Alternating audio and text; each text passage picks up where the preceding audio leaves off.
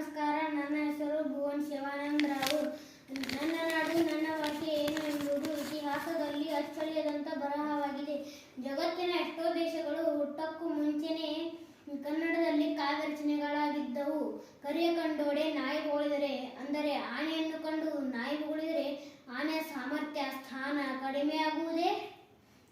ಆನೆಯ ಜೊತೆ ನಾಯಿ, ನರಿಯ ಜೊತೆ ಕತ್ತೆ ವಾದಕ್ಕೆ ಇಳಿದೊಡೆ ಕಸ್ತೂರಿ ಕನ್ನಡದ ಪರಿಮಳ ಅರಿವಿಗೆ ಬರುವುದೇ? ನನ್ನ ಭಾಷೆ ಸಂಸ್ಕೃತಿ ಹಿನ್ನೆಲೆ ಅರ್ಥ ಮಾಡಿಕೊಳ್ಳಲು ಇನ್ನೊಂದು ಜನ್ಮವೆತ್ತಬೇಕು. ಕೈಲಾಸ ಪರ್ವತದತ್ತ ಕುಮಾರವ್ಯಾಸನ ಭಾರತ ಪಸರಿಸಿದೆ. ಕವಿರಾಜ ಮಾರ್ಗದಲ್ಲಿ ಸಾಗಬೇಕೆಂದರೆ ಶತಮಾನಗಳೇ ಬೇಕು. 2 ನಿಮಿಷದ ಭಾಷಣದಲ್ಲಿ ಭಾಷೆಯ ಭಾರವನ್ನು ಲೆಕ್ಕ ಹಾಕುವವರಿಗೆ ಮಲೆಗಳಲ್ಲಿ ಮದುಮಗಳ ಸೊಗಡು ಏನೋ ಗೊತ್ತು.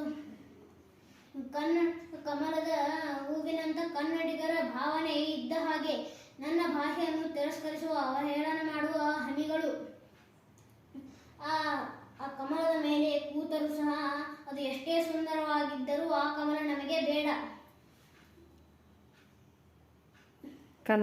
ಕನ್ನಡದ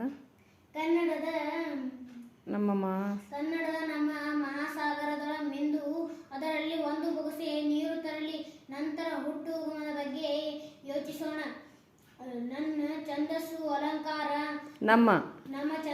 ಅಲಂಕಾರ ವ್ಯಾಕರಣ ಭಾಷಾ ವೈವಿಧ್ಯ ವ್ಯಾಕರಣ ಗಮಕ ಅಕ್ಷರಗಳನ್ನು ಶುದ್ಧವಾಗಿ ಉಚ್ಚರಿಸಲಿ. ನಂತರ ಭಾಷಾ ಉಗಮದ ಬಗ್ಗೆ